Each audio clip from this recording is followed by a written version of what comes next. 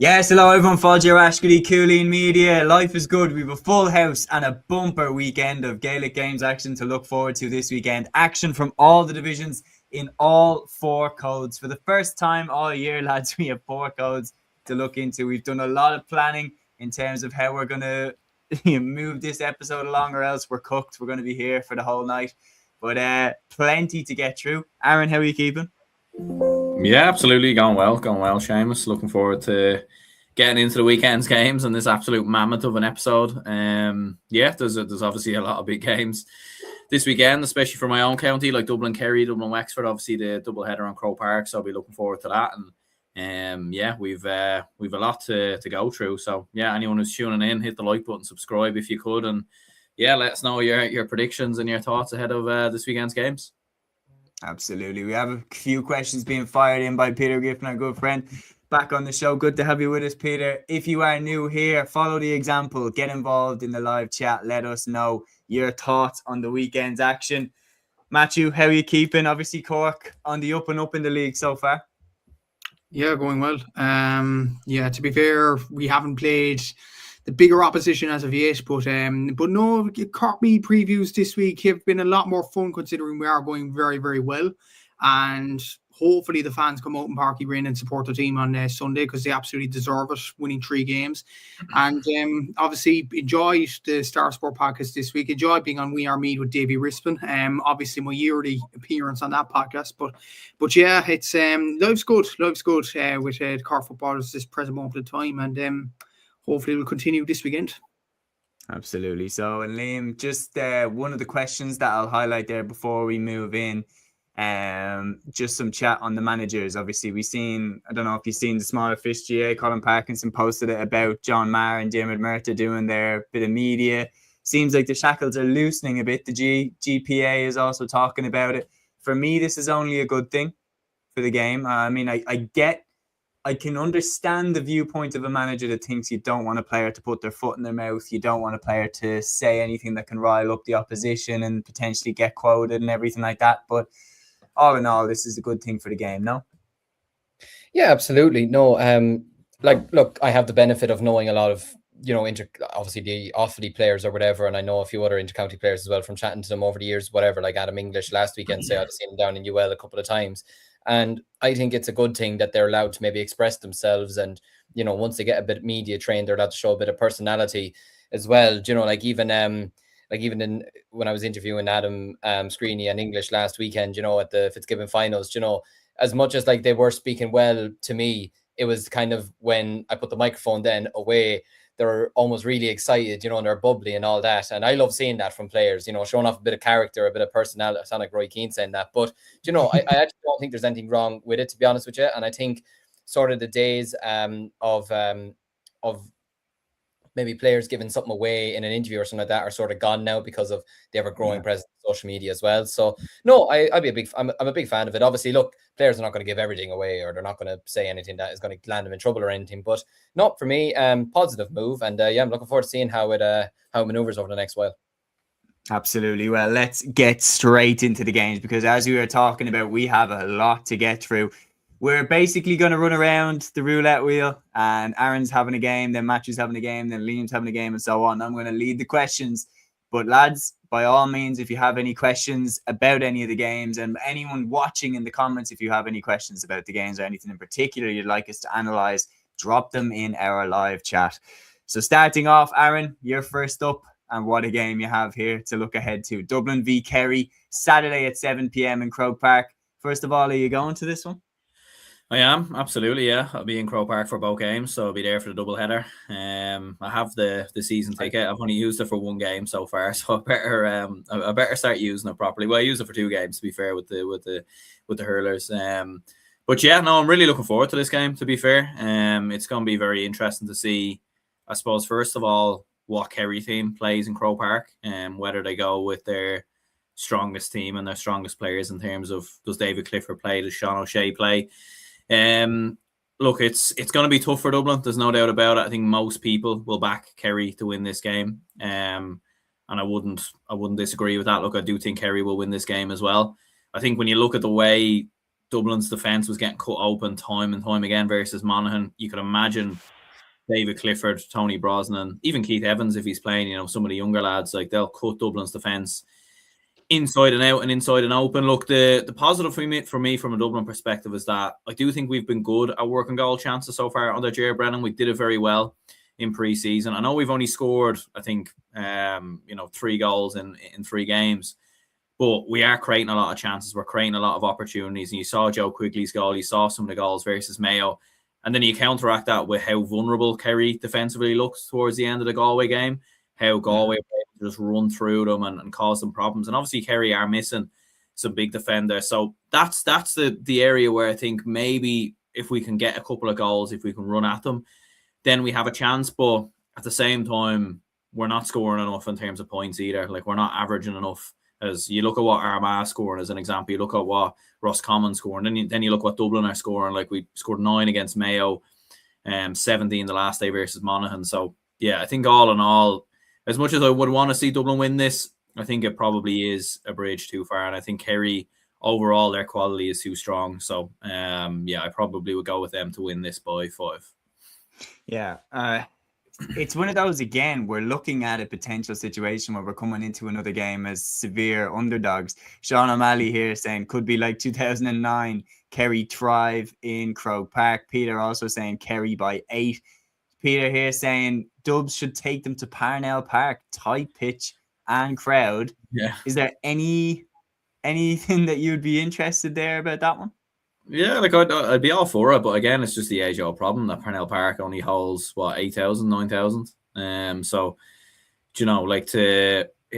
more people would want to go to see Dublin versus Kerry. Do you know what I mean? I think if again it goes back to that old debate, and I don't want to go too far down the rabbit hole, but if Dublin had a stadium, a Gaelic football stadium that held 30,000, 40,000. Happy days, 20,000. You know what I mean? Not only that, but our early championship games would be there too. 100%. And look, most Dublin fans would be all for it, but yeah, like they can't extend Parnell Park because it's on a housing estate. So it's just, it is what it is. It's in Croke Park, and yeah, that's just how it goes, I suppose. Yeah. Daniel Jack Quigley here says Gavin White is a big miss. Kerry balling in the league. Probably won't see him till Munster. Gay Cuddy here saying, like you say, Aaron, if Dublin give up the same goal chances as against Monaghan, Kerry will put them to the sword. All of the comments are bang on, lads.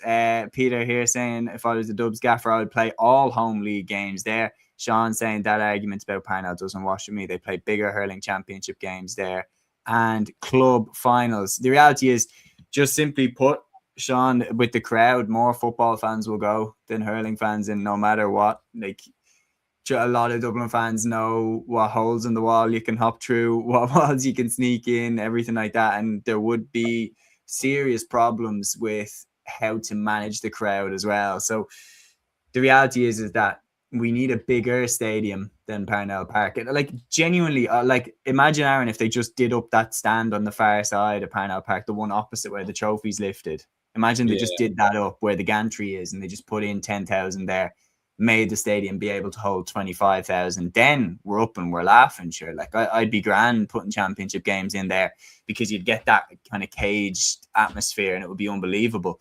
Tom McGahan here saying fancy Kerry by 10 plus.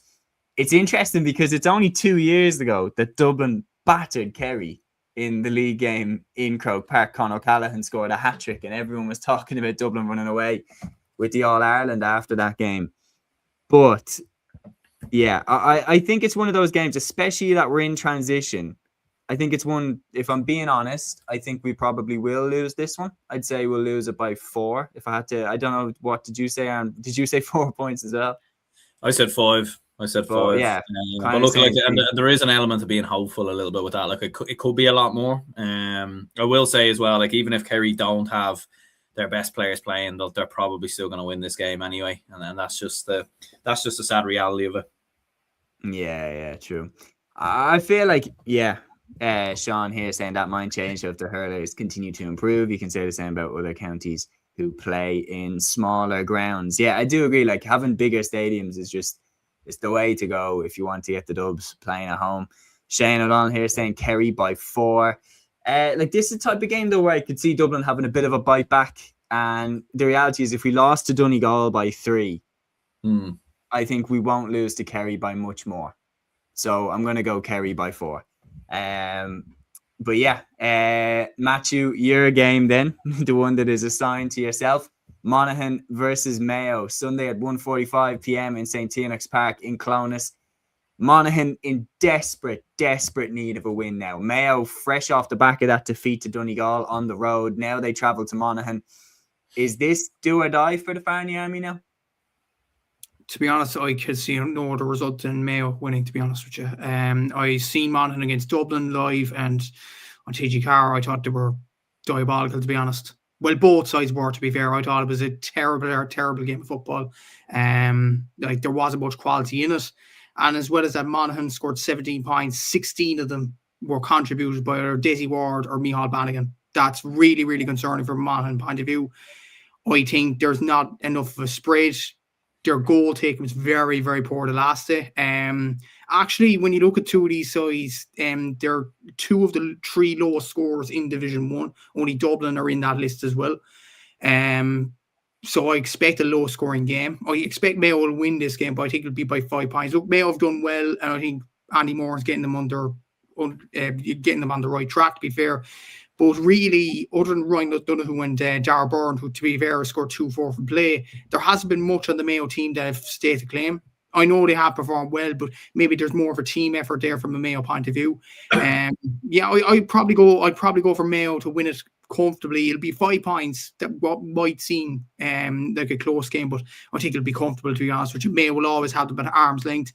And to be honest with you, look at Monaghan against Dublin the other night, I could see no other way where they're going but down back to Division 2, unfortunately. But yeah, I think Mayo will win this, and I think they'll win it comfortably enough. Yeah. We have a very interesting question here from Peter. He says, Aaron, Seamus, what did you make of Wooly's comments about Ger needing to get the Dubs identity back?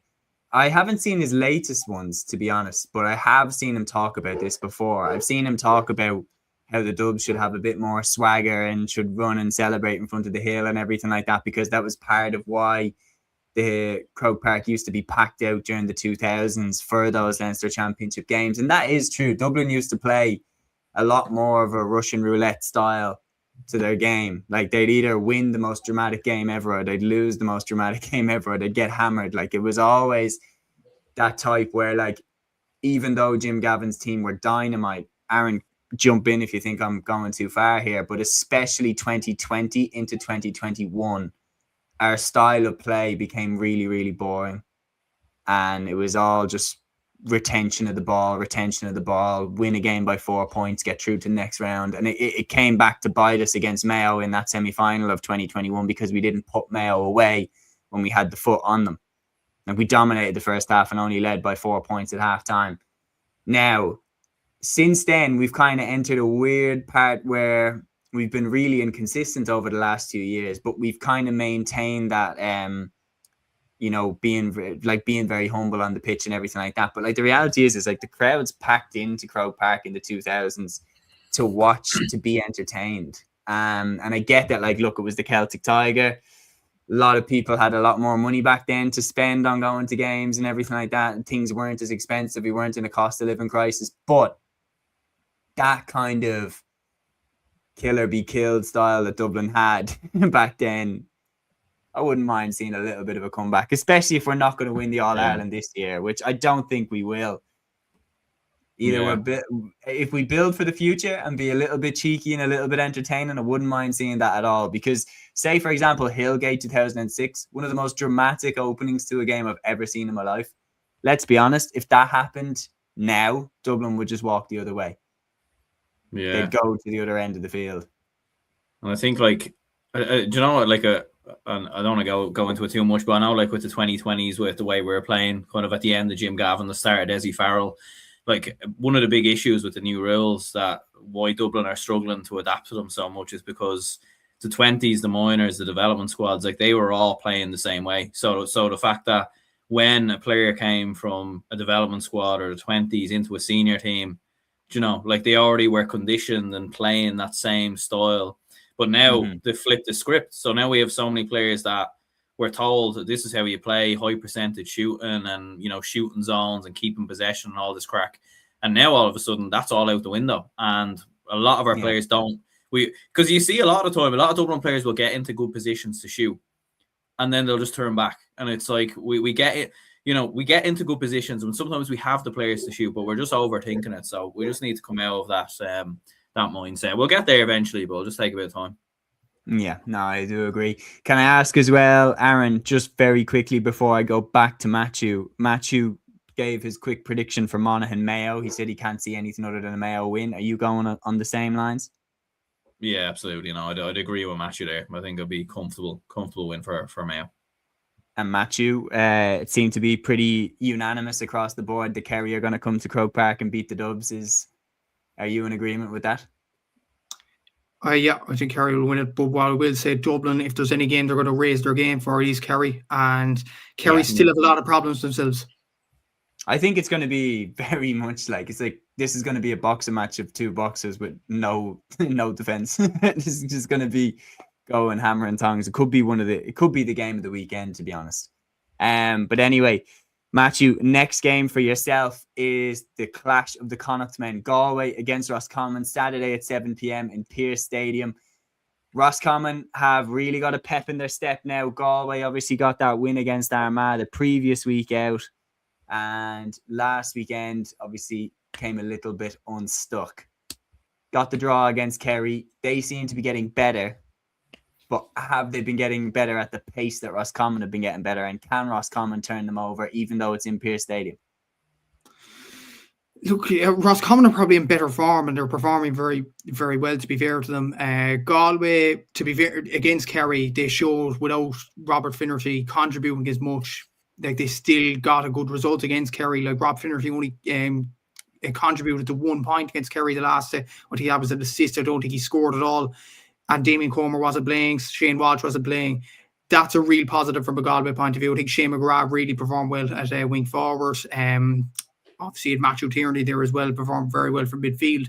Roscommon are absolutely flying though, and I know we praised them in the last kind of preview show, but we kind of backed against them, said Armagh would beat Roscommon. But to be fair, like, that was under the impression Armagh are a decent side, but Roscommon, Dara Craig, Dermot Murtagh, Enda Smith, they're absolutely flying up front. Dermot Murtagh is the top scorer from play and overall in the league so far. Ahead of I know David Clifford played a game less, but to be fair, you still have to score what you can, and he's been absolutely sensational, Dermot Murtagh, so far. You have Dara Craig, who's like a revelation this year, who's always had potential, but he's absolutely brilliant this season. And Enda Smith there as well. It's strange under Roscommon. You had the likes of Niall Daly quitting the panel. You had other players there as well. Obviously, Donny Smith, obviously retiring in the off season, and he thought Roscommon were going downward, if anything. Mm-hmm. And then obviously Mark Dow coming in, and you were kind of thinking this is an underwhelming appointment, but many people probably didn't realise he's done a lot of work inside Roscommon, inside the clubs. Maybe that's what Roscommon needed, a kick up the backside, if you wanted a better term. But to be fair, they've done well. Roscommon, Galway have done better in another way, in fairness, in grinding out results. Like against Armagh, they should never have won that game, but they did somehow in the elected grounds. They salvaged a draw against Kerry when it looked all doom and gloom. So that is a positive, I think, from a Galway point of view when Shane Walsh isn't about. This is a very close one to call. I'm going to say Galway. I'm going to back them at home, but it's going to be very, very close by a point. But knowing Roscommon's form at this present moment in time, I wouldn't be shocked if they eat my words. And to be fair, I wouldn't back against them because they've been absolutely sensational so far. But you just feel like home advantage might be key for Galway to get over the line here. But that's the one thing that is important to note. As good as Roscommon have looked, they've been in the hide for both of those games. Now, if you're talking about an away day that Roscommon have a lot of experience, going away to Galway or going away to Mayo is probably their next best things.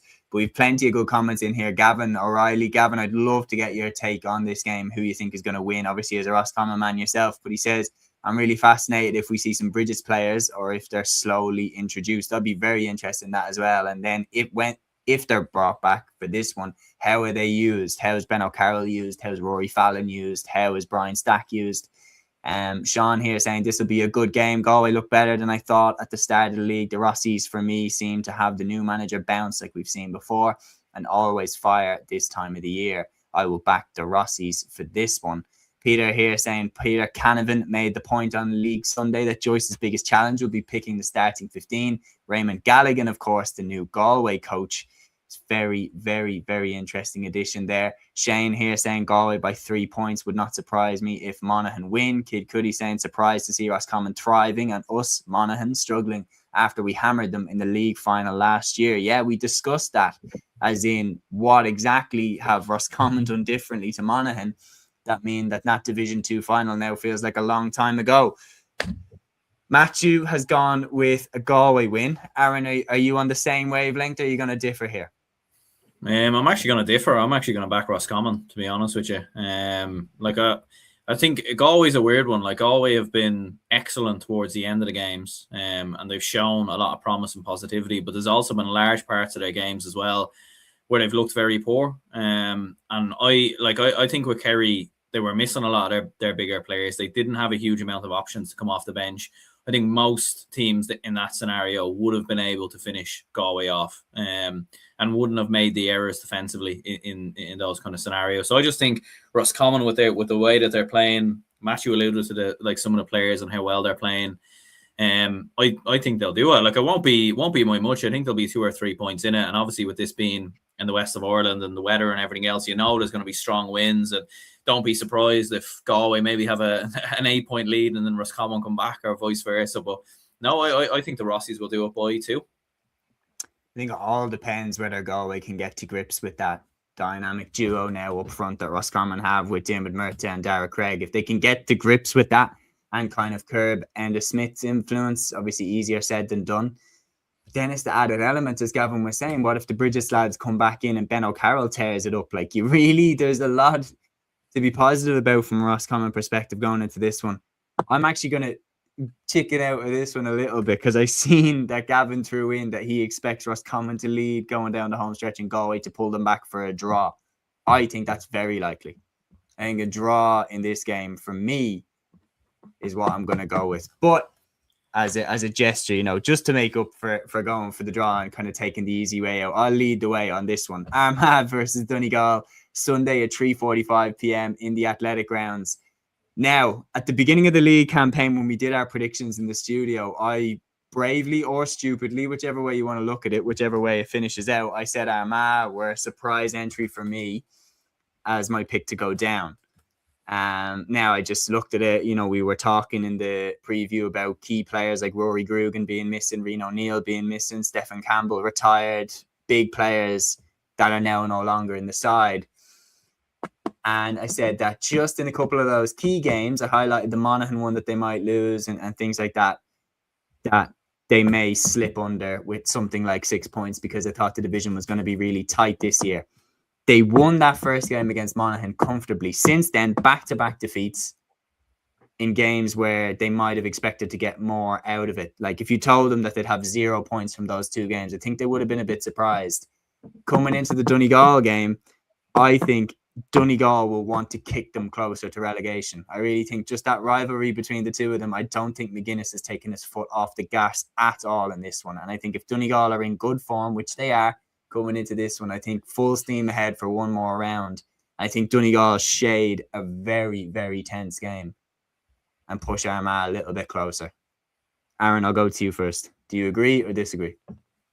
I disagree with you, actually. I'm actually going to go for Armagh to win this game. And look, I think the note, like with Armagh, even though Armagh have lost 2 games, it's been a weird one. Like, I don't think Armagh have played that badly, to be honest with you. Like, having watched the game back versus Roscommon, like, obviously in the first half, look, there's no getting away from it. McGeaney said it himself, they were brutal, like, in the first half, and they were really, really poor. But when you actually look at what they're scoring, like, they finished the game with 24 points. The last day versus Galway, they finished with 20 points. The big thing for Armagh has just been goals, and for whatever reason, like, they didn't want to go for goals versus Galway. And then against Roscommon, they had multiple goal chances and the ball just didn't want to go on the net. Even when they did get a goal, it was then ruled out for a breach, which was the right decision, to be fair. I think they've been a little bit unlucky, Armagh, in some decisive moments. I think they've been a little bit unfortunate. I do think Roscommon as well are, as we've seen, a very good side. And going away to Roscommon and losing, I don't think is a big shame. And look, I just think with Donegal, like Donegal have been beating Armagh so much over the last couple of years in big games. And if there's ever a game in the Athletic Grounds for the Armagh players to get up for, it's this one, to be honest with you. And you see how agitated McGeeney has been in his press conferences recently. Like, I think he's going to have the players absolutely fired up. And I don't know, there is a part of me as well that feels, don't be surprised if McGuinness just leaves a few of the big dogs at home, just because I don't think he'll want to give too much away. A bit like what we saw when Jack O'Connor's Kerry went down to Donegal, like not playing David Clifford and everything else. So, look, I think Armagh might just nick it, maybe by 2 or 3. Well, again, the comments are absolutely split. Peter said Donegal by 10, which is a very, very bold prediction. Sean saying he's shading it to Armagh. Shane O'Donnell saying he's going with Donegal by a point. Very good comment in here from Gavin. He says, I really liked Aaron and Seamus's ideas and differences on how this game might go. I'd agree with Aaron. Jimmy might play mind games. It's going to be really, really interesting. And for sure, we're all going to be tuning into this one. Like, for sure, we're all going to be tuning into this one. Matthew, it's 1-1. What are you expecting from this one? Armagh or Donegal? First of all, you said everybody would be tuning in. I won't be. I'll be up in the Parky Ring. But we'll leave that. I agree with Aaron. I think Armagh will win it, because I think Donegal don't need to win it necessarily. They have other games. They could still get to a league final. There's time to recuperate. From an Armagh point of view, they need a win just to galvanise a bit of confidence. And as one of the comments, I think the Gaelic guy's comments actually was very, very good, to be fair. And I looked at the stats there. They're scoring a lot of points. 1-pointers in particular, Armagh. They aren't scoring 2-pointers, and they're not scoring goals either. And they're conceding goals down the other end. That is Armagh's problem. I think if they're a lot more ruthless, I think they could put Donegal to the sword this Sunday. And again, like Aaron said about Jim McGuinness, if there's one game he wants to lose, it's probably this weekend. And look, Armagh need to find their goal scoring touch sooner rather than later. They have to do so just before championship kicks off as well. I think the elements are there. The performance levels are there. The performances from individual players are there. The likes of Ross McQuillan and Callum O'Neill, they are there. Jardy O'Burns in particular as well. It's just about getting the key scores at the key times. I think this might be the weekend where they start to click. I think Armagh will win this game. I think it'll be about 2 or 3 points.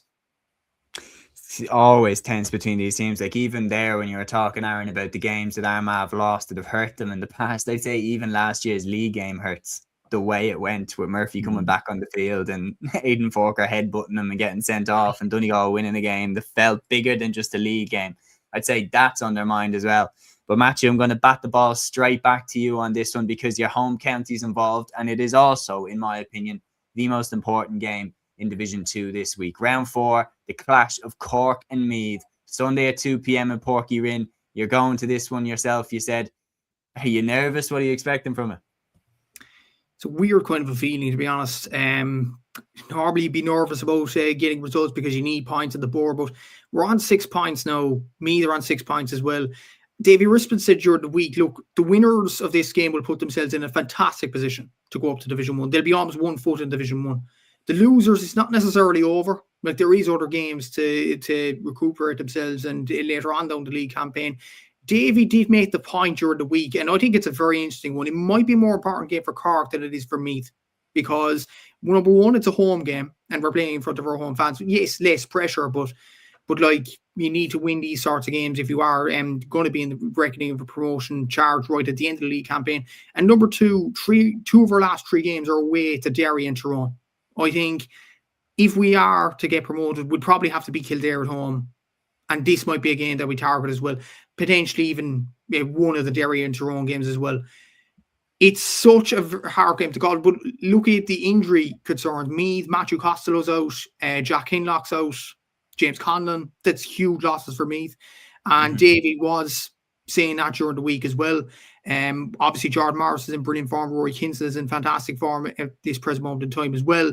And seriously, Cork need to put a leash on Jack Flynn going down the home stretch as well, because how many 2-pointers has he got? Look, we have to get a man marking, and I'm sure John will have a plan up his sleeve over this. For us, look, we've had some brilliant performers so far. Stephen Sherlock has been our top scorer. Mark Cronin, quietly, many people talk about Brian Hurley, and many people talk about Driscoll and Sherlock. Mark Cronin, I said to Davey during the week, is probably our most consistent player. He's a solid player. He's either decent or he's exceptional. I think he is the key for Cork, and he's playing at centre forward. It looks like this weekend as well. I'd imagine Brian Hurley will come in for Darragh Sheedy too.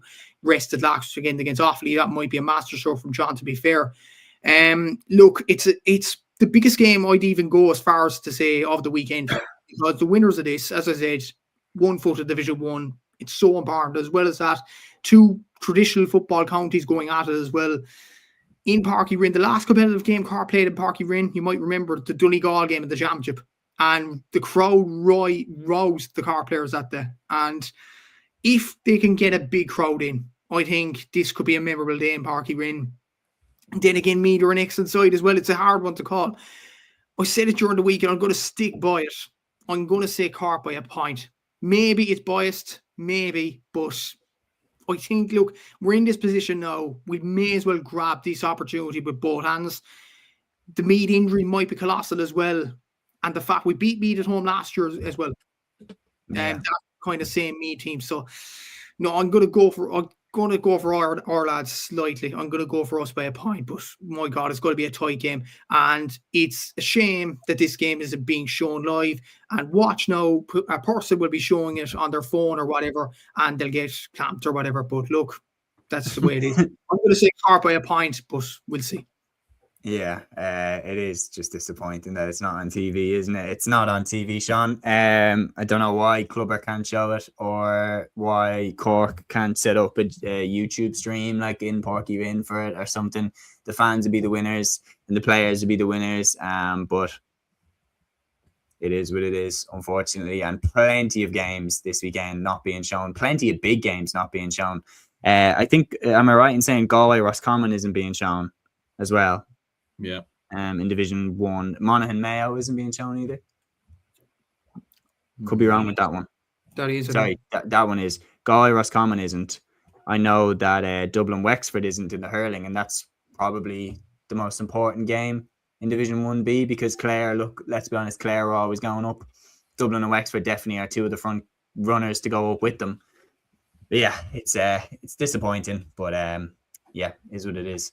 Gavin saying, I'd agree with Matthew, Cork by a point or 2, or another Flynn 2-pointer yet again. My thing is, because Gavin says it perfectly here, Matthew, you were talking about I'm trying to think, was it Bridget's or Ballybowden you were talking about, that you can't keep getting away with late winners and stuff like that. So how long can Meath keep getting out of jail? Do you guys think good wins against Cavan and Louth and down in Westmeath last year? But I think eventually you get caught if you keep playing with danger. I think even though Meath are flying, I can't see them going 7 for 7.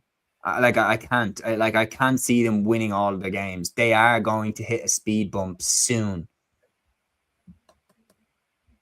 But I don't think it's this one. Sorry. I think Meath might shade this one. I'll go for Meath. We have a couple of questions in here. Peter saying, lads, if you get a sponsor and some camera gear, could we show it?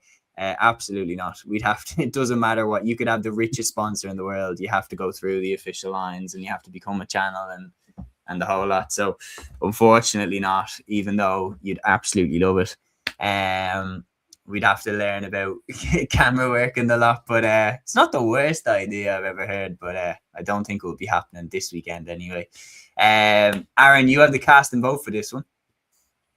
Yeah, I probably would go with Meath narrowly as well. I do agree with your point though, Seamus, in terms of when you are like, I think the problem with Meath is like every game is a shootout, and that's just the way that they play. They've obviously approach these new rules in almost a unique kind of way to everyone else, in terms of every game is a battle and every game is a shootout. And look, they have better players than Cavan and than Louth, in my opinion. So that's kind of been the difference. Not a bad show for Gavin there. That is a good show, actually. It's not a bad show. Maybe in a club championship or something. Who knows? Yeah, that'd be kind of cool. But yeah, no. Look, I think Meath will come through it. I think there will be maybe a bump at some point. I think it'll be very close though. Like I think there'll probably only be 2 or 3 in it, and I definitely wouldn't be like, it wouldn't be a shock if Cork also did win. Yeah, I'm going to bat this one straight back to you, because this one, again, in terms of the promotion race, is quite consequential. Louth hosting Tyrone on Sunday at 2 p.m. in Porkvura. Tyrone finally got up and running last weekend with their first win of the campaign against Cavan, but Peter Canavan also confirmed that Dara Canavan now won't be around for this game. Louth also need to bounce back after defeat against Meath and Cork. Are they out of the promotion charge now, or are they right back in it if they beat Tyrone? And if they do, does that mean Tyrone are out of it? Yeah, like Division 2 is a bit mental.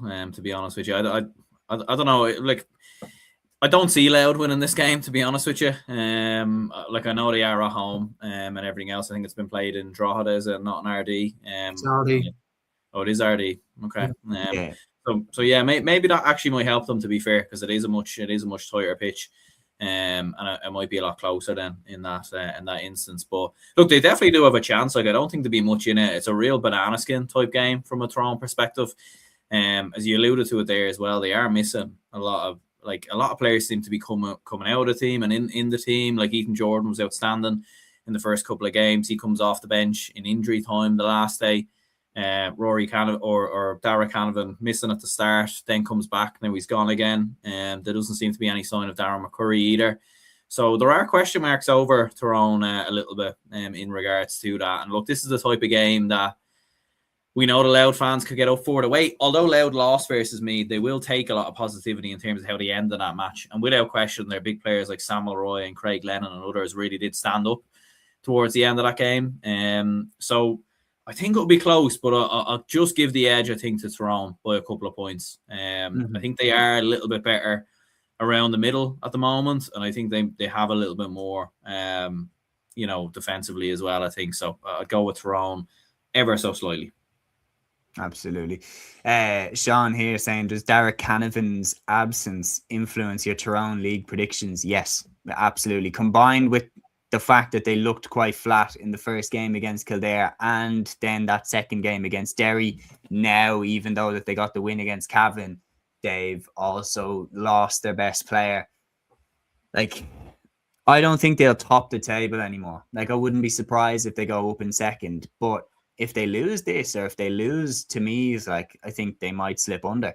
Like, I really, really do. And I'd be quite surprised by that. Well, that should be a great weekend of action, says Ryan. Absolutely should. Mikey saying Louth's focuses on the Cavan game. And John Doherty here saying Tipp 225, Limerick 120. Of course, that's about the hurling, which we're going to come to. Gavin saying that Tyrone Cork game is going to be huge without Canavan. And Matthew, obviously, is a Cork man. You must be delighted that Canavan won't be there for that one. Sean saying Derry and Meath to go up. There's plenty of different variations that I could well believe. But anyway, first of all, Matthew, I'll ask you quickly about Louth and Tyrone, but then I'll throw you your next game, which again is a biggie. Cavan against Kildare, Sunday at 3 p.m. in Breffni Park. What are you expecting from this one? And then your quick pick for Louth and Tyrone. First of all, I think Tyrone will actually edge it against Louth. Look, I wouldn't be surprised if Louth win, actually. It's in RD. It's a tight pitch. They love playing there. They didn't play there against Cork, which is why Cork beat them so comfortably, but I think Tyrone will get over the line eventually. Cavan and Kildare, very tough one to call. I've heard people say during the week, look, Kildare are the top scorers of the Division 2, only with Cork are slightly behind them. But the problem for Kildare is they concede a bit too much, and maybe they have to stop that leakiness from the back. But obviously, you kind of expect that from a younger kind of a team. And to be fair to Kildare, they have performed well at stages. Alex Byrne is a big loss for them. I don't know, has there been an appeal on that? I don't think there has. So I think he is a massive loss at the full forward position. Look, I think Kildare performed well, but you're gonna actually ask from a Cavan point of view. They performed well in the first 2 games against Meath and Cork. When is the penny going to drop for them? When are they actually going to win a game? When are they going to actually pick up points? You might argue this game, considering it's at home for them. I still feel like Kildare will get over the line simply because Dermot McCabe has this, I would call it a bug. He doesn't know how to get over the line in these sorts of situations. It's a tight game, going down the home stretch, or Cavan are leading by a substantial margin, and somehow they throw the game away. It's the same as the Westmeath job. I don't know what it is with Dermot McCabe.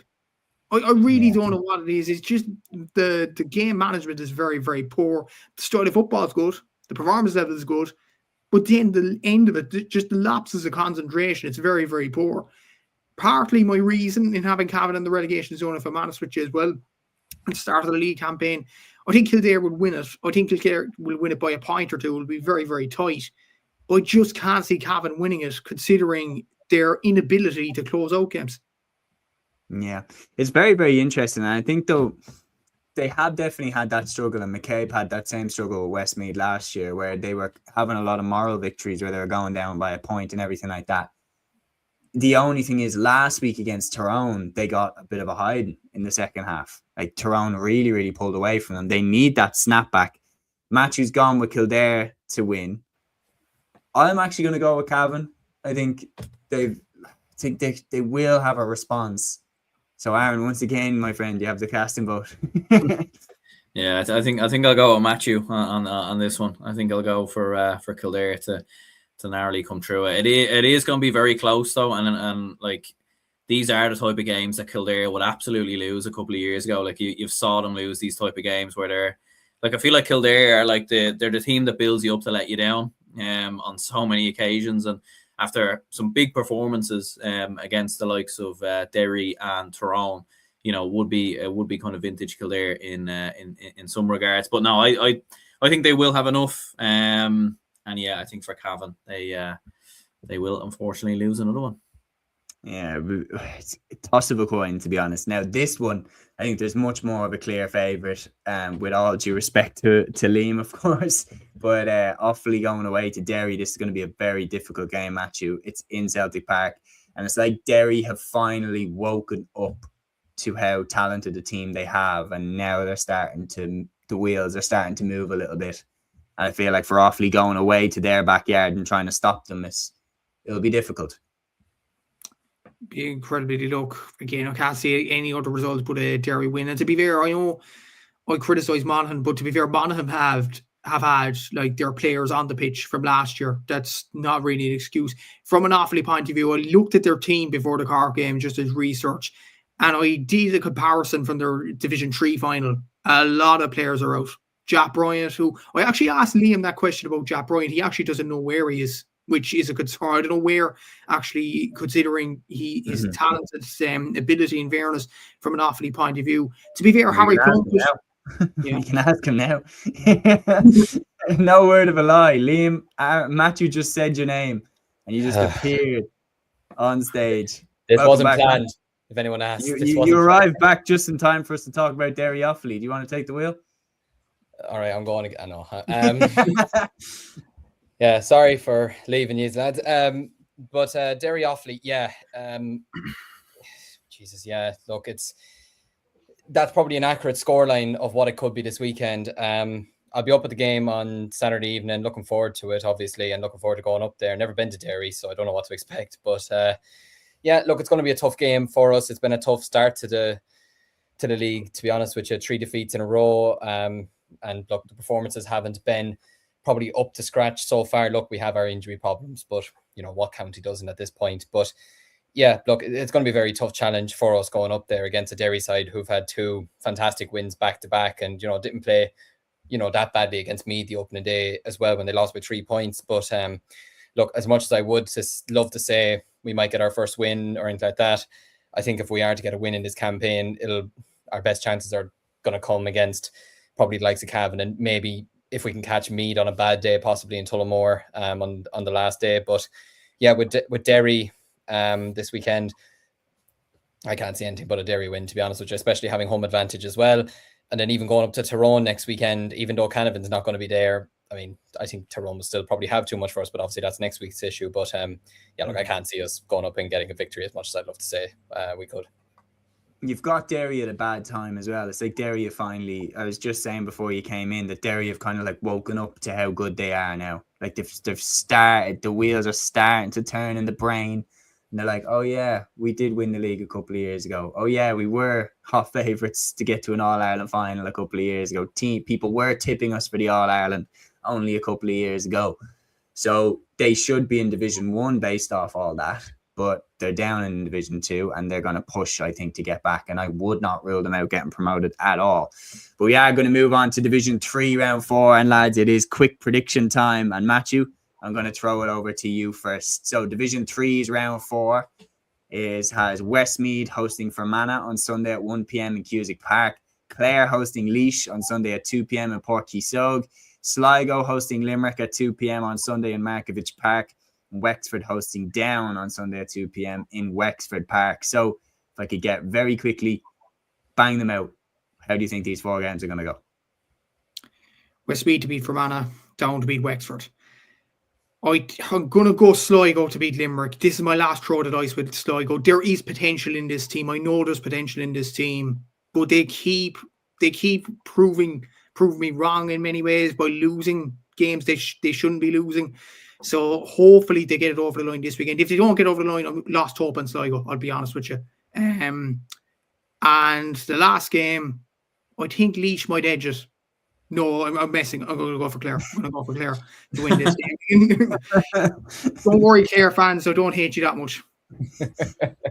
I'm going to go with Westmeath, Clare, Sligo and Down. So 3 home teams to win, but then Down to continue their sweep of the division. Aaron, I'll go to you next. Yeah, no, I fully agree with both you lads. The only change I'd make, I actually think Sligo Limerick will be a draw. Mainly, again, it boils down to Sligo's inconsistencies, and also as well, Limerick have like both Sligo and Limerick have had mad starts to the league when you actually look at their results. So yeah, I'd Sligo Limerick draw, back Westmeath to win, back Clare to win, and back Down to win as well. Yeah, a lot of people talking about here how Fermanagh going down to Division 4. Sean mentioned Barry McNulty. Did you see his 6 2-pointers? Absolutely ridiculous over the weekend. But obviously he's down in Division 4 currently, which is where we're going to come to next. Liam, could I get your predictions very quick though? Yeah, Westmeath to beat Fermanagh, I think as well. I think Down will win as well. I'm going to go with Limerick to beat Sligo. I think they might actually edge them on this one. And I'd be half tempted to say Clare Laois draw, just because Clare have the tendency to maybe beat a big side and then lose a game that they're not expected to. And Laois could be riding a wave after that win last weekend. But I'm going to stick with Clare just with home advantage by 3 points. Absolutely. Des here taking the words out of my mouth. All games that are not shown on TV should be shown on YouTube. I absolutely agree with that, Des. There's no question about it. I have absolutely no issue with any of the broadcasters that currently show our games, and I think that TG4 are fantastic. I think the RTE are fantastic. I think that GA Plus are brilliant. I think their new show, The View, is unbelievable. The people we have at the table now are brilliant, and TG4 are leading the way in terms of, you know, fully absorbing the live games on YouTube and the live games on the player and everything like that, and looking at other ways to do it. But the problem with the league is that we've so many games. So we need to get more people at the table. Clubbers should be given games the same way that they help to cover the club games. Like, who wouldn't watch the clubber games if they were showing, you know, for example, Cork and Meath in Páirc Uí Rinn this weekend, not being shown anywhere. Galway Roscommon, big Division 1 clash, not being shown anywhere. Let's get these games shown. That's all I'm saying. There should be a safety net underneath that makes sure that if it doesn't go to the, you know, the main person who has first dibs on it, that it goes to the next person. And if the next person doesn't have room to show it, it goes to the next person and the next person. And there's a safety net there to make sure that every single game gets shown. That's what I think it should be like. Gaelic guy here saying Westmeath, Limerick, Down and draw. And he's even put the score lines, 315 to 17 points, Down 24, Wexford 114, Sligo 19 points, Limerick 21, Clare 115, Laois 115. Gaelic guy here saying TG4 was class final games of last year in the league. Exactly. Leading the way with their Sunday sport coverage, with their Super Sunday coverage, everything like that. Sean saying just get them on Cúilín Media. Lads, we're going to have to start a channel. Like, honest to God, we're going to have to start a channel. But yeah, we'll move on to Division 4 then. And Liam, I'll throw this back counterclockwise. So I'll go to yourself first. We've got Carlow hosting Waterford on Saturday at 6 p.m. in Cullen Park. Wicklow hosting London and Ockram on Sunday at 1. Leitrim hosting Antrim and Páirc Sean McDermott at 2 on Sunday. And Longford hosting Tipperary on Sunday at 2 in Pearse Park. Yeah, so I'm going to go with Longford to. I'm going to go with Longford to beat Tipperary. I'm going to go with Wicklow to beat London. Yeah, I'd say that. What was the other two games again? Sorry, Carlow to beat Waterford and Leitrim to win as well. Interestingly enough, we've like a couple of the games. Like if you said to me Longford Tipp last week, I would have said Tipp to win. But now I'm going to go with Longford because they've turned a bit of a corner there with their win away in Antrim. I'm the exactly the same with Leitrim Antrim. I would have said Antrim to win at the start of the league, but not only Leitrim going away and winning a tricky game in Ruislip, but Antrim looking quite vulnerable in that Longford game. So I'm going to go with Leitrim and Longford to win that respectively. And I'm going for a clean sweep with all the home teams, Wicklow to beat London and Carlow to beat Waterford. Aaron, any disagreements? I'm going to go with Tipperary to beat Longford. I think some of the Sigerson lads, I think, will be back in the side. It's a weird one with Longford. Like, I think it'll be very close. Like, I think there'll only be a couple of points in it. But like, they did lose to London on the opening round of the league. They obviously struggled versus Waterford as well. Like, their 2 wins came against 2 teams who have 0 points. So I still think Tipperary have a little bit more there, in my opinion. And in relation to the other games, I do agree as well. I think Leitrim should be far too strong for Antrim. I think they should be comfortable enough for Carlow, who almost have 1 foot in the door now for promotion. And then, I think Wicklow London will be very high scoring, but I do think Wicklow will come through it. I actually have no idea to your question, Mikey. Absolutely no idea. If you have the answer to that handy, I would be very, very impressed. Ryan here saying Longford for promotion, lads. They've left it late to start a run for it, but you never know. I mean, they're in a similar position to Tyrone. Like, I know Tyrone had the draw. They only have 1 more point in them, and we're all still saying Tyrone are in with a shout. So why not? Gaelic guy here saying Carlow, Tipp, Leitrim, Wicklow. So 1 change from my predictions. But anyway, who hasn't? Matthew, you haven't gone yet for Division 4. Round us off. What are you thinking? Yeah, I'd say Carlow, Wicklow, Leitrim, and Tipperary. Nice and straightforward. Again, you're gone with the same with me. A clean sweep for the home teams. But we'll move. Tipp will beat Longford. Oh, sorry, Tipp. Yeah, apologies. But yeah, that's the men's football divisions rounded up and previewed for the weekend. We're going to move on to the LGFA now. We have Division 1's round 4. And we're going to start off with the clash that is live on TG4 this Saturday at 4:15. And Liam, I'm going to throw this one to you. Galway against Armagh in Duggan Park. Galway have started their league campaign a little bit of a mixed bag. Obviously, there was a surprise defeat in there to Cork. But Armagh have started really poorly. And going away to Galway, I mean, what are you expecting from this one? I can't see anything other than a Galway win.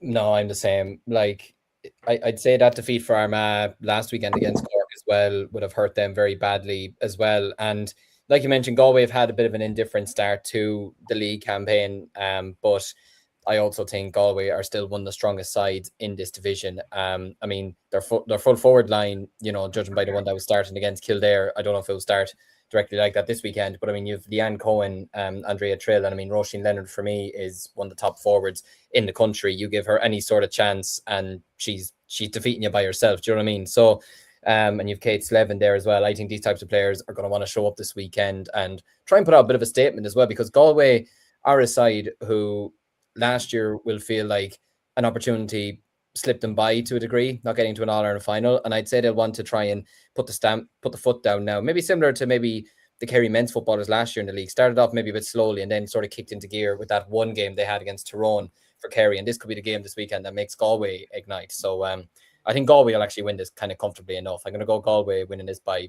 8-9 points. And I'm going to predict a bold statement, but I'm going to predict Roisin Leonard to get a hat-trick of goals. Oh, wow. Really going all out here. I'm going Galway. I'm going Galway. Gaelic guy here saying Galway by 3. Armagh ladies have started poorly. Any disagreements, lads? Or Matthew, are you ready for your next game?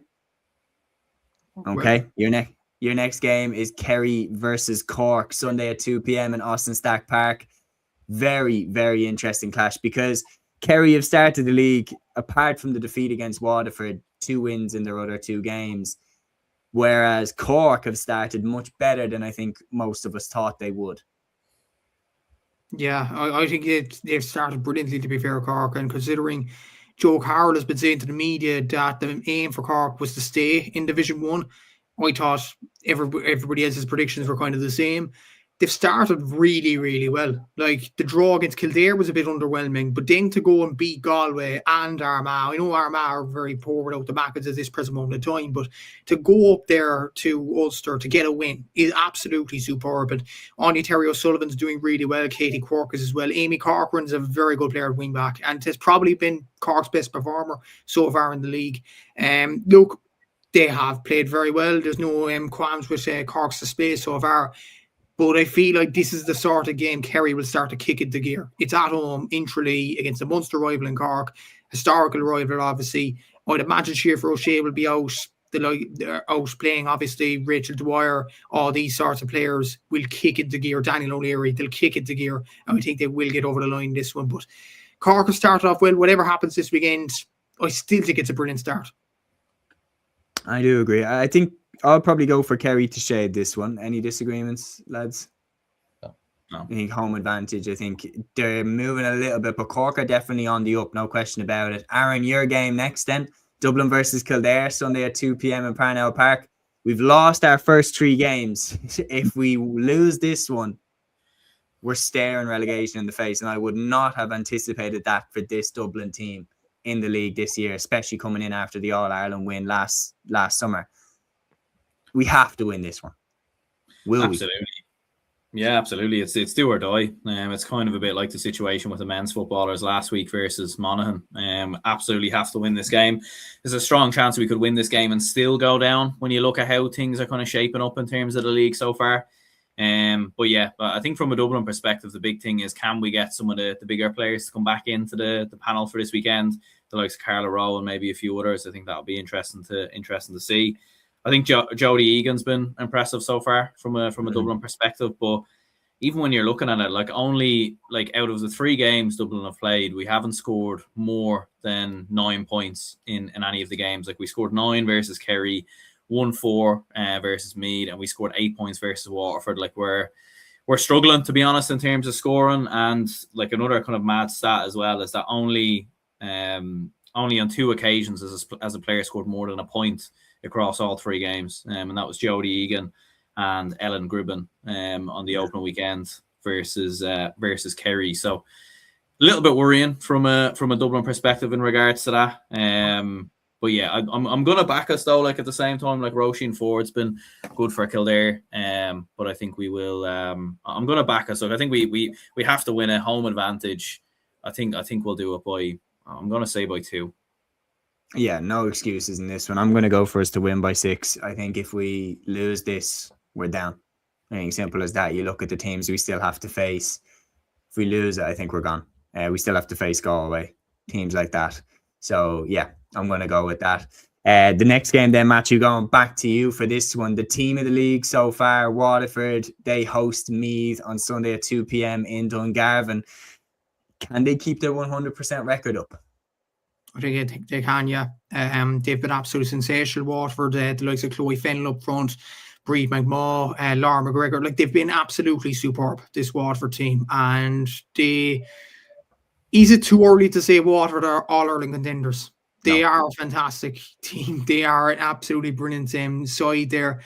Obviously, the acid test from a Waterford point of view was to get a bit of form together. They have done that.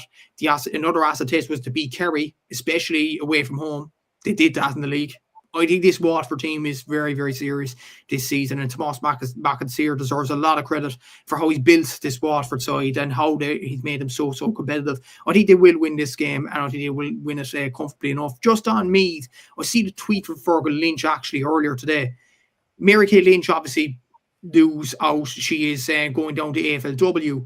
Out of the 2021 All-Ireland final lineup from a Meath point of view, only Emma Duggan for the starting lineup remains in the Meath panel right now. Now, I read that stat from Fergal, and I thought Monica McGurk retired.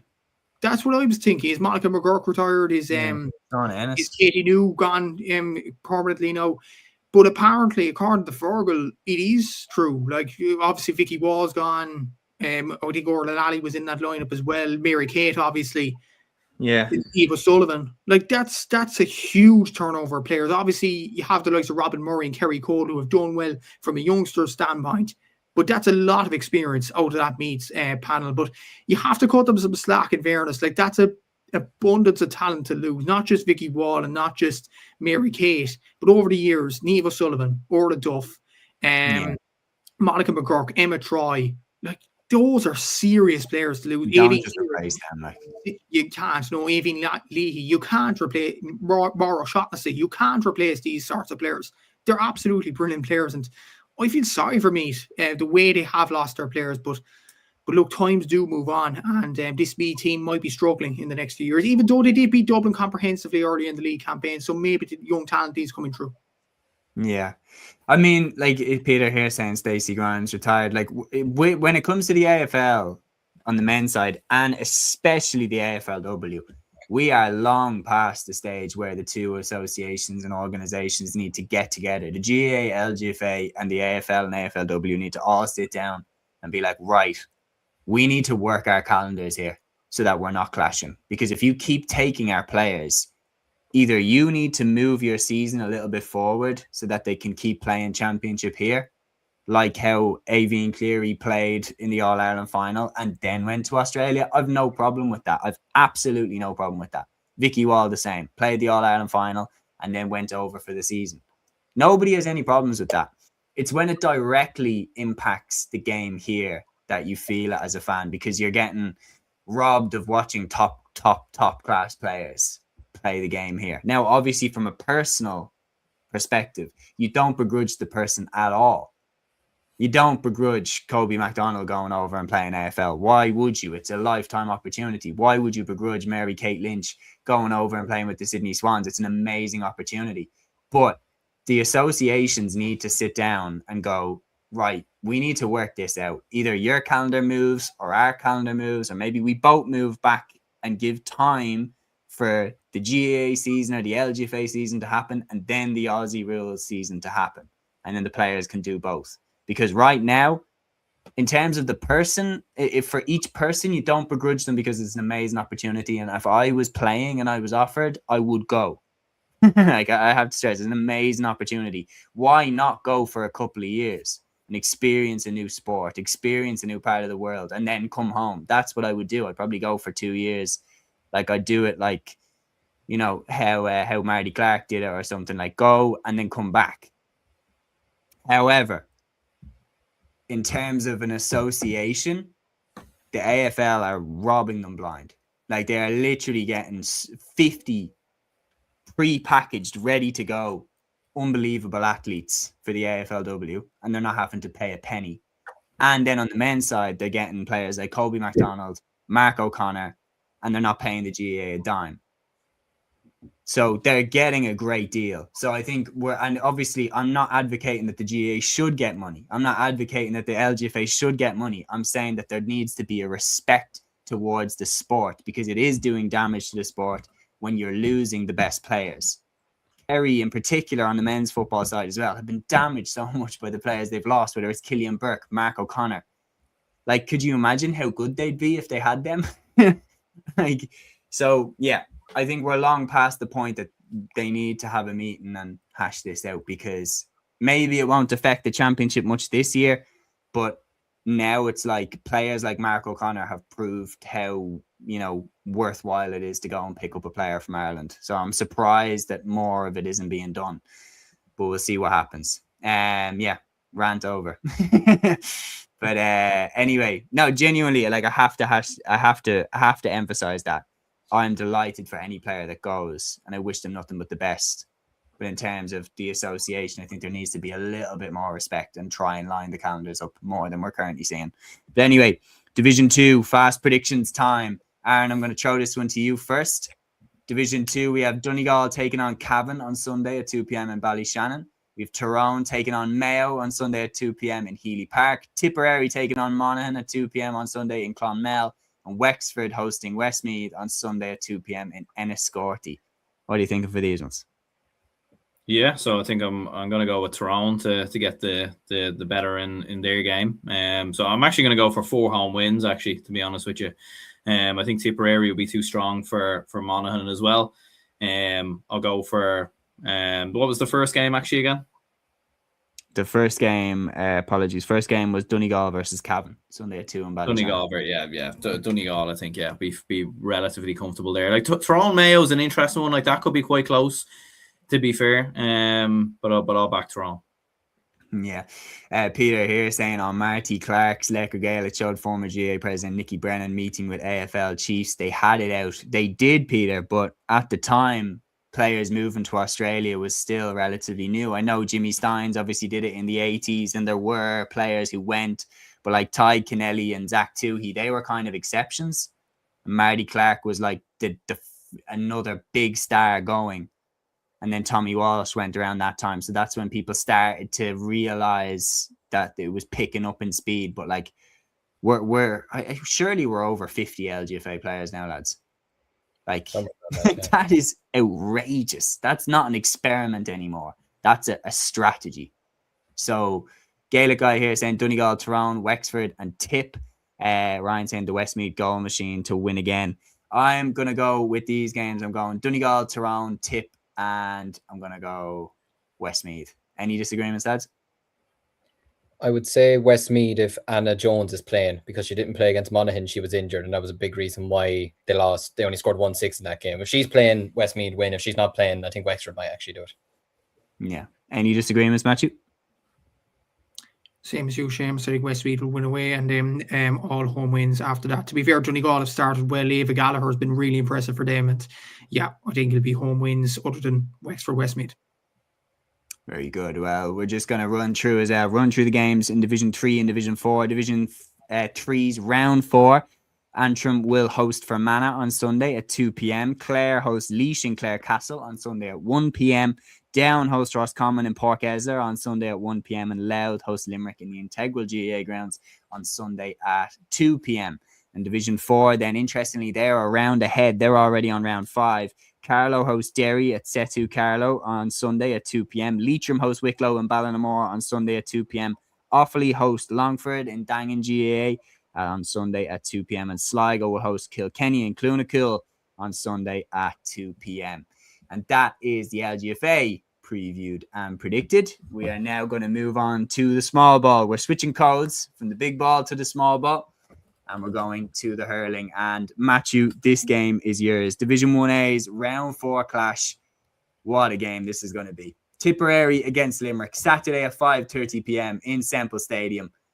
This one's going to be a banger. Sit back, relax, and enjoy. I'm not sure it's going to be a banger, to be honest with you, Seamus. There might be a bit of shadow boxing. I feel like there's the Munster campaign. I proper alley-oop that shit. The Munster campaign's coming down the line. I don't think either side would particularly want to win this game. Limerick want a bit of form, obviously. Tipperary obviously got halted with that game against Cork, but I feel like this is a sort of game that nobody would really want to win in many ways. Tipperary might play a few players here and there, or they might try out a few talented individuals. If there is a team that want to win the game more, I'm going to go for Limerick, because obviously they beat Kilkenny. They're looking for their second win on the board, and they're looking for a bit more consistency on their standpoint. And I think this might be the game to do that. To be fair, I think Adam English, having him in the team from a Limerick point of view, he creates so much, he adds so much in midfield. I'd go as far as to say, from a Limerick point of view, if Adam English gets injured anytime during the year, they're ghost. I think this guy, seriously, is a very, very good player individually in that midfield for Limerick, because he created, a lot of people talk about the Aaron Gallan finish against Kilkenny, brilliant at the top corner. But who was the guy that created the goal for Aaron Gallan? Adam English. He was the guy that passed the ball into him. And to be fair, I think he got 1-3 in assists against Kilkenny the last day. I think it was 1-5 or 1-6 in contributions overall. This guy makes Limerick tick on the pitch. And I think what was interesting as well, Nicky Quaig had 4 points of assists for his puck outs. I think Limerick are having this strategy again, where they have Nicky Quaid puck the ball out to Dermot Burns, goes a little solo puck over the bar. what he usually does. If Limerick bring that back into their game for the championship, I think they'll be a hard team to beat. And obviously, they need to keep English fit. They need to keep Shane O'Brien fit. Obviously, he played well for Mary in the Fitzgibbon Cup as well. Played very well at full forward. Aaron Gallant seems to be going very well. Garrod Hagerty seems to be more of a team player this year. So that's a positive from a Limerick point of view. For Tipp, I still think there's a lot of positives. Even if I think they'll lose the game at the weekend, I think Limerick will get over the line. There is a lot of positives. Cathal O'Reilly, a cornerback, has been a revelation. I think Darragh McCarthy has carried on his form from last season. Oisin O'Donoghue is a brilliant player as well. Willie Connors is well able to get involved in rucks as well. So, look, Tipperary are in a good place. Brian O'Meara, Ronan Maher as well in defence. They are in a good place. They're both in a good place. I'm just not sure either side would want to, give anything away as such. Like Limerick might have given a bit too much away against Kilkenny, the way Adam English plays and the way Dickie Quaid utilises his puckouts. But maybe they don't want to give away a bit too much against Tipperary. What I might expect to see, though, not necessarily a banger in terms of quality hurling, I might expect a few flashpoints, maybe. Obviously, we've seen it against Cork. We might get it in this game as well. We'll have to see. But yeah, I'm going to say Limerick basically because they need to win more. Lads, could I get your quick predictions before I give you your assigned games? Obviously, one eye on the clock. Limerick 222, Tipperary 218. Aaron? Tipperary 121, Limerick 20 points. Wow. So, Aaron, I'll join you. I'm going to say Tipp to win. I'm going to go Tipp 122, Limerick 23 points. But we'll see what happens. Aaron, your assigned game is next. Division 1, Round 4, clash Kilkenny against Waterford, Sunday at 1:45 p.m. in Nolan Park. Very, very interesting clash, this one. Obviously, Waterford started the league camp very poorly. They've got better and better since. Good back-to-back wins in their next games over Limerick and Offaly. Kilkenny have been a little bit underwhelming, I think it's fair to say, and obviously lost their last game out against Limerick. But they have home advantage for this one. Will that be enough? It's a very hard one to call this, to be honest with you, because when you actually look what Kilkenny are scoring, they're not scoring a huge amount. They finished the last day with 216. Even in the opening game versus Offaly as well, they didn't score a huge amount. I know they won the game in the end, but they wouldn't be scoring as much as say a Tipperary or a Cork or even a Limerick. So I think Waterford have a serious chance here. They're coming in form. Back-to-back wins. Ruben Halloran, has been arguably player of the year, player of the league so far. He's been absolutely outstanding. And with Kilkenny, aside from Owen Cody, they're not really. It's just the same old problems with Kilkenny. Like we mentioned it in the last show, that doesn't seem to be bizarrely for whatever reason. There is underage, and they have had good underage teams, but there doesn't really seem to be a huge amount coming through. There's a few here and there, like Jordan Malloy and. You've had Billy Drennan and a few lads who've kind of come through the ranks for Kilkenny a little bit, but I don't know. I don't know. I think maybe a draw. Where are you going? Go on, John.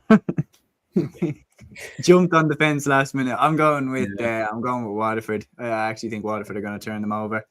Real quick, Matthew, eye on the clock. What are you thinking? Waterford to win this by 5. Liam? I always find it dangerous to not to write off Kilkenny, so I'm actually going to go with Kilkenny to win it by 2 points. Very interesting. Gaelic guy here saying Kilkenny 117, Waterford 218, and the train won't stop yet for Waterford. Peter says Harry Shine back training. Ryan Gallagher says Kilkenny conveyor belt running dry. We're going to move on then. Liam, your assigned game, surprise, Offaly versus Galway, Sunday at 2 p.m. in St. Brendan's Park. You have home advantage for this one, and when we were doing the preview at the beginning of the league campaign, you highlighted this one as one that, depending on how results went and how form goes, you might be able to turn them over. Well, it's here. What are you expecting? Yeah, look, it's going to be a very tough game. Even with it being in Burr, it's still going to be a very tough challenge for us. And I suppose I was kind of saying this off the back of thinking maybe, well, obviously, look, when we did the predictions video, I didn't realize how many bad injuries we did have, but also I didn't know how Galway were going to perform in the first 2 league games. And ironically, of course, they performed relatively well against Tipperary, and they did very well against Cork as well in Pearse Stadium. So, look, it's going to be a very tough game. Thanks, Ryan. No. We'll give it the proper analysis that it deserves. Look, it's going to be a tough game for us. There's no point sugarcoating it. I have heard reports as well that the two Ravenhills are going to be out this weekend. Ross, I'm not surprised. He took a very nasty hit towards the end of the first half against Waterford. There could be concussion stuff, I believe. I've no update on Charlie Mitchell whatsoever. He's not going to be playing this weekend anyway, and he probably won't be playing during the league. But I've no update on when he'll be returning. I hope it is soon for the lads' sake, to be honest with you. But yeah, look, it's going to be a very tough game for us. Obviously, look, we have players that are playing well at the moment. Cottle King's playing well in midfield. Adam Screeney, who won a Fitzgibbon last weekend, is playing fierce well for us at the moment. Brecon Cavan is slotting in well. Ben Keneally's going fierce well at fullback. Liam Hoare was missing the last day. I hope that's not an injury or anything like that. But in fairness to Mark Troy, he stepped up and did well against Waterford. But yeah, look, we've not been performing badly in the league. Like you said, Kilkenny lost by 4 points. Tipperary, we were 5 points in at half time until they just turned it on in the second half. And against Waterford, it was a 6 point defeat, and we left some scores behind us. But look, if we could perform relatively well enough this weekend, I'd be happy. But I don't see Galway losing this game. I think, look, as much as I would love to sit here and I'd love to come on here Sunday evening, absolutely jumping for joy after beating Galway, and even though we're probably still going down, I just don't see it happening. I think with the likes of Jason Rabbit, who I've been very impressed with at the start of the league, if Aaron Nyland is playing this weekend, Declan McLaughlin, I should say, as well at corner forward, Tom Monaghan, and I mean, Jesus Christ, if Cathal Mannion's playing, then I mean, it could be a long afternoon for us as well. But I'm going to go with Galway to win it. I would say maybe 223 to 117 or something like that. Any disagreements, lads? No. I don't have any. Aaron, I'll show you the next one. We're jumping now onto Division 1B's round 4. Dublin hosting Wexford on Saturday at 5 p.m. in Croke Park. In terms of the promotion race out of Division 1B, look, Clare, I think, are a shoe-in to go up, but I think this one might just decide who goes up with them. Absolutely, yeah. And it's an interesting one because Wexford have won 3 games and probably haven't looked brilliant in winning those 3 games, and it's probably a reflection a little bit of their score difference, because it isn't a huge amount as you'd expect from a team who's beaten Carlow, Down and Antrim. Obviously the first 2 they have to rely on kind of late winners, and then coming into this, if they win this game, they're basically promoted, bizarrely, because obviously with the head-to-head, and you'd imagine obviously Clare probably aren't going to slip up between now and the end of the league, so it's absolutely huge. It is, and look, from a Dublin perspective, competed very well versus Clare, comfortable versus Kildare. Kind of hard to read into that. Maybe some of the big kind of talking points is Ronan Hayes getting back amongst the goals, scored 2 goals versus Kildare, which is great to see because it looked kind of more like the vintage Ronan Hayes from like a good couple of years ago. I think we were all saying, when he was kind of winning those. Croaks, Ronan Hayes. Yeah, absolutely. So it's kind of good to see. And then obviously Brian Hayes. We'll leave it at the that. Real Brian Hayes. He obviously scored 1-3 the first day, so he's been in good form as well. So yeah, I'm gonna back us to come through it. I'm gonna back us by 5. I think we'll have enough to do the business. Interesting enough, though, do actually think the game in Croke Park might suit Wexford more, potentially, than it suits us.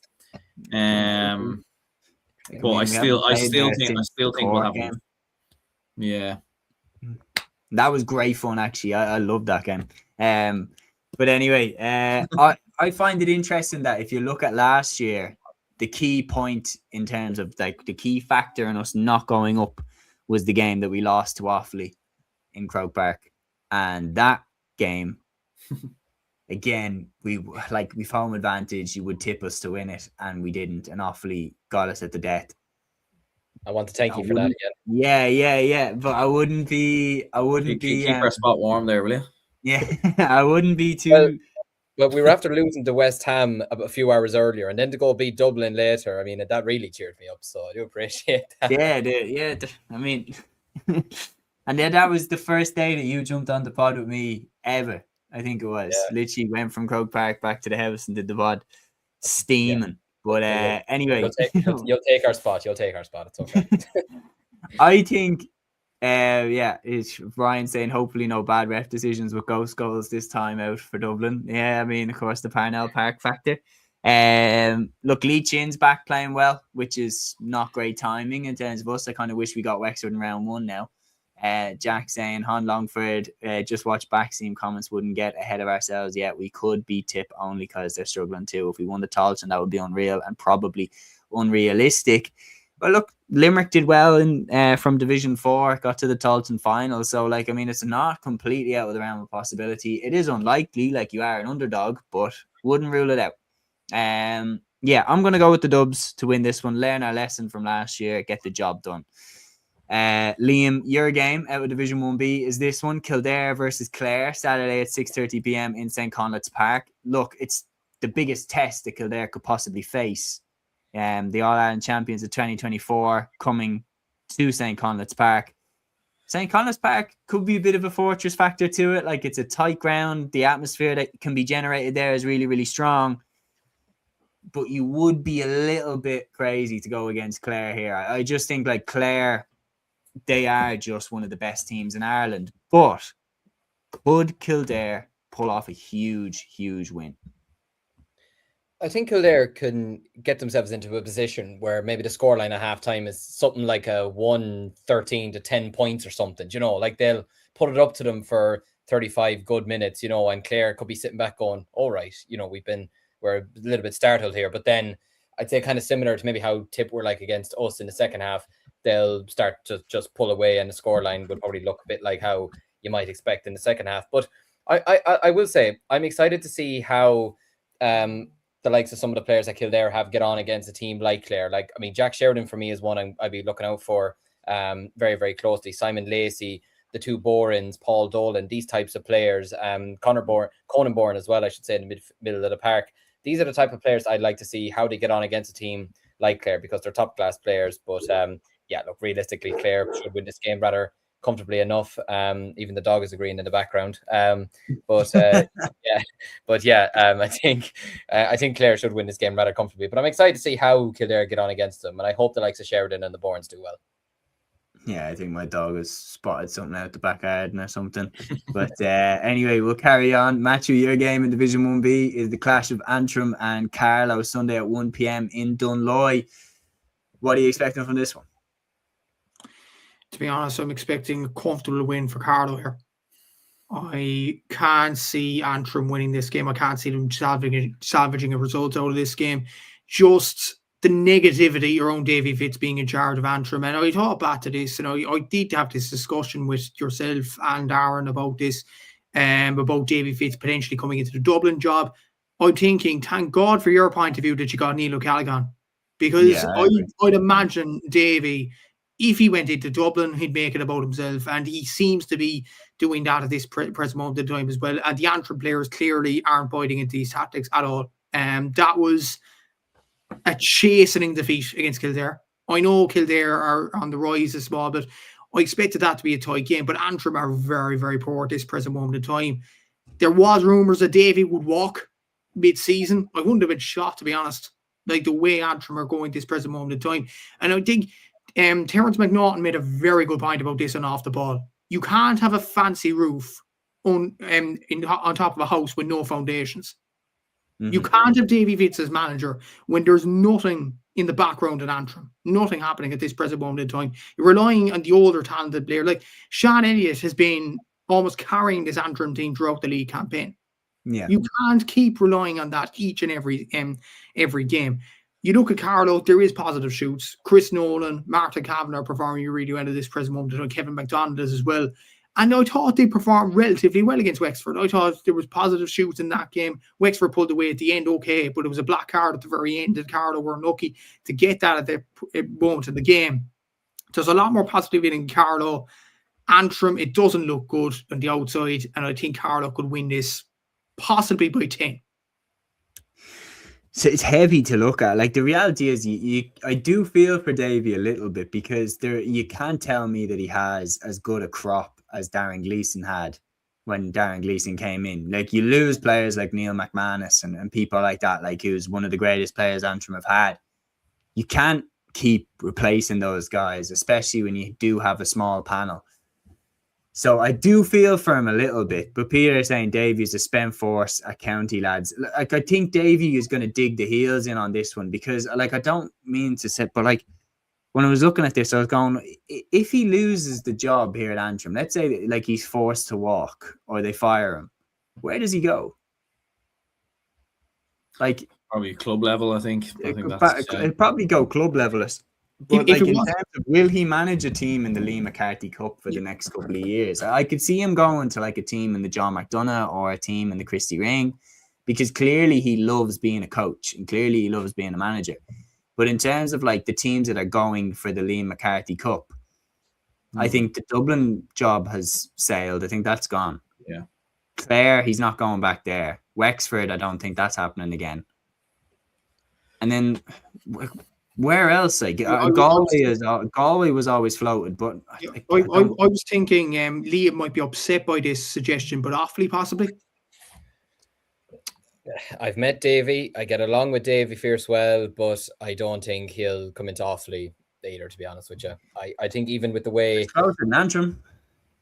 Yeah, look, I think even just with the way at times he conducted himself to a degree, even in the 2 games we played against Antrim last year. Look, Davey has a lot of respect for Offaly hurling. He has said it a lot of times, and we all know that. But I don't know if the Offaly board would have him. Like, if this happens to be Johnny Kelly's last season, I can't see the Offaly County board going for Davey. That's just my personal opinion. Maybe they will, but I can't see it happening. Yeah. Anyway, we'll move on. We'll go to Division 2. And lads, I want your quick picks for these. So, Liam, I'll go to you first. First of all, Laois host Kerry in O'Moore Park on Saturday at 2 p.m. London host Westmeath and Voislip on Sunday at 1 p.m. And Meath host Derry in St. Lomans Park in Trim on Sunday at 1 p.m. Yeah, or when you're reading it there, what jumps out straight away? Obviously, the big thing is the high flyers, Laois and Kerry clashing. That's the one to look out for, really. Yeah, I'm going to go Laois by 7 points. I think with having home advantage, they didn't get any goals the last day against Derry, but from what I heard, Sean, yeah, maybe. But from what I heard the last day against Derry, it was probably one of the worst games that was ever played. Just judging by what I've heard from some people in Laois anyway. But they got the job done. They won it. I can see them kind of bouncing back this weekend, getting a couple of goals. Tomas Keys maybe pitching in 2 or 3 maybe, and winning this game by 7 points in the end. If it was down in Kerry, it might be a different story. Westmeath, I think, should go and beat London. I think getting that first win against Meath, albeit not the most comfortable of victories, I think O'Brien as manager would have been absolutely over the moon to get it. And I think that will do them the world of good going over to London this weekend. And I'm going to back Meath to beat Derry again. Having home advantage, I think, is crucial for them. They performed relatively well against Westmeath the last day as well in Cusack Park. If this was in Derry, I'd probably be backing them, but I'm going to stick with Meath for this one. Very good stuff. I'm going to go with Laois, Westmeath, and Derry. Aaron, what are you thinking? I'm going to go Laois, Westmeath, and Meath. I'm going to back Meath with the home advantage. Matthew? Laois, London, Derry. Good stuff. And then running through as well, we have round 4 taking place in Division 3. Donegal host Armagh in O'Donnell Park in Letterkenny. Fermanagh host Tyrone in Brewster Park on Saturday at 2 p.m. And Louth host Roscommon in Protection and Prosperity Louth Saturday at 2 p.m. Talk about that for a name. And Division 4, round 4. That's Matthew out of action for the rest of the pod now. Division 4 is round 4. Cavan host Lancashire in Breffni Park Saturday at 1 p.m. Sligo will host Warwickshire on Saturday at 1 p.m. and Monaghan will host Leitrim in Grattan Park Saturday at 2 p.m. So that is the hurling, and now we move on to the final code, Camogie. And interestingly enough, Galway Waterford has been postponed to next weekend. So we just have 2 clashes taking place in Division 1A's round 2. Matthew, I'm going to go to you first for this one. Cork hosting Antrim Saturday at 2 p.m. in MTU Cork. You will be big favourites for this one. And given last week's defeat, it's a good way to bounce back if you get over the line here. Yeah, I think Cork should win this comfortably, to be honest with you. But the question mark from a Cork point of view is how many players from the All-Ireland final will actually be back for this game. There was 4 only played in the last game against Waterford. The context is very important there. I know Waterford won by 6 points, but only Emma Murphy, Aisling Thompson, Libby Coppinger and Amy Lee were actually playing in the All-Ireland final and against Waterford last weekend. Saoirse McCarthy wasn't there. obviously, I don't know what the situation was there. Laura Tracy was retired. Pamela and Katrina Mackey aren't committing for now in the panel. Amy O'Connor was injured. Laura Hayes was absent as well. So there was a lot of players missing the last day. But Maeve Callahan and Orla Callahan were on the bench. You'd imagine they'll be back into action. Saoirse McCartan possibly as well. But I'd be more interested to see the younger players from a car point of view again. I don't believe McNabola was very good against Waterford. I thought Billy Condon, really, really impressed. I will say this because Billy's actually from my club down in West Cork. Yeah. Look, she played very well in midfield with Aisling Thompson. Maeve Murphy did very well at cornerback as well from a car point of view, as did Dara O'Brien at centre back as well. I'd expect Claire Kingston to get a few minutes under her belt as well this weekend, considering she did very well for UCC in the Ashburn Cup, 3 Ashburn Cups in a row for her as well. It's about loading the younger talent for Ger Manley and building a squad, because obviously he's been hit with absentee after absentee in the off-season. Laura Trace is a massive loss. The backies were massive losses. So you need to build a panel now, and this is an ideal game to do so. With the greatest respect, I know Antrim have Roisin McCormack and Maeve Kelly and some very good players individually, but it looked like the game last weekend against Tipp, it looks like they've gone up to Division 1A a bit too soon. And I think Cork should win this comfortably enough. Yeah, I think it's a clean sweep for Cork lads on this one. Liam, I'm going to throw this one to you. 2 teams that got off to a winning start in round 1 of Division 1 last weekend. Kilkenny had a very, very impressive win away to Galway, and Tipperary also had an impressive win away on the road against Antrim. They clash in St. Locton's this week in round 2. Who's shading this one? Yeah, I'd say Kilkenny have been chomping to get this game since, was it last July that they met in that All-Ireland quarter-final, which for me Kilkenny still should have won, to be honest, which I still don't know how they kind of let that game slip, if I'm being 100% honest with you. But look, Tipperary had a good win the opening day, but if we're being frank and honest about it, it was probably very much expected against Antrim, with all due respect. If Tipperary can get the likes of Cueva Stakelum to play the way she did last weekend, or Eamon McGrath, then they have a huge, huge chance. But for me, I think Kilkenny having home advantage, and especially the way they got that win over Galway last weekend, because I wouldn't say they were dominant over Galway, but they seemed to be really, really having them at arm's length, up until the last couple of minutes. And I think if you give Eva Prendergast enough frees in a game, because at this time of the year, frees are very, very crucial. 7 of her points last week were, 6 of her 7 points last week were from placed balls. And if you give her any sort of free from 30, 40 yards out, then she's going to place them over the bar every day of the week. So I'm going to go with Kilkenny to edge it by 4 points. But I give Tipperary a chance, but I just think Kilkenny kind of maybe similar to maybe Cork against Tipperary in the men's. I'd say they've been chomping at this game for a while, and they'll want to get a small bit of revenge heading into the season. Yeah, I'd be confident. I think Kilkenny will win this one. Home advantage. I think the way that they started off their league campaign like a house on fire, I'm going to go with that. Lads, any disagreements before we move to 1B? No. Okay, well, let's go with 1B. So, and this one, I'll get your quick picks for this. And Aaron, I'll go to you first. So we have Offaly hosting Limerick on Saturday at 2 p.m. We have Down hosting Dublin on Saturday, also at 2 p.m. And Clare hosting Wexford on Saturday at the same time. Yeah, so I'll go with Limerick to narrowly beat Offaly. I think Dublin will be too strong for Down, and Clare Wexford's a hard one to kind of call. Like Wexford, it was a big win for them, obviously, the last day. But Clare, I was impressed with them versus Dublin. Draw. I'm going clean sweep for the away teams. I'm going Limerick, Dublin, and Wexford. Liam? Yeah, I'm going to go with Wexford. I'm going to go with Dublin, and I'd love to say us, but I feel like the defeat to Wexford last weekend probably didn't help, albeit having home advantage. But I think Limerick might just edge it. I'd love if the girls could win a game. It'll do them the world of confidence, but I think Limerick might just edge it. Matthew? Limerick, Dublin, Clare. Straightforward. Very nice. Now, moving on, the recap is we have round 2's clashes in Division 2. We have Laois hosting Derry in Father Green Park at 2 p.m. Carlow hosting Westmeath in the Netwatch Centre of Excellence at 2:30 p.m. Meath hosting Kerry in Trim at 2 p.m. And then in Division 3A, we also have a couple of clashes. Wicklow hosting Kildare at 2 p.m. on Saturday, and Roscommon hosting Armagh also at the same time on the same day. And then Division 3B, Louth host Mayo and Donegal host Monaghan. And both of those games take place on Saturday at 2 p.m. So, guys, we have ran through everything, and I think we've done it in relatively decent time.